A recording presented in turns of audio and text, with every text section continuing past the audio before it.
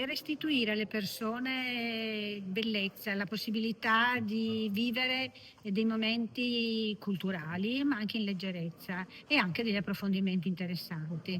Estate trevigiana, il Treviso d'estate è diventato ormai un format che non possiamo assolutamente non tenerne conto di come si sta sviluppando. Più di 250 eventi, musica, teatro, varie iniziative anche di intrattenimento e che danno la possibilità veramente di una scelta variegata che parte da giugno e finisce a settembre, con degli inserimenti anche nuovi e con degli inserimenti molto interessanti. Uno fra tutti i Giardini di Sant'Andrea, che sta dando già da subito, da pochissimi giorni che è stato avviato il progetto, sta dando dei risultati molto interessanti, un posto ben vissuto, come anche Casa Robegan, come anche tutte le iniziative che verranno realizzate nei luoghi iconici della città.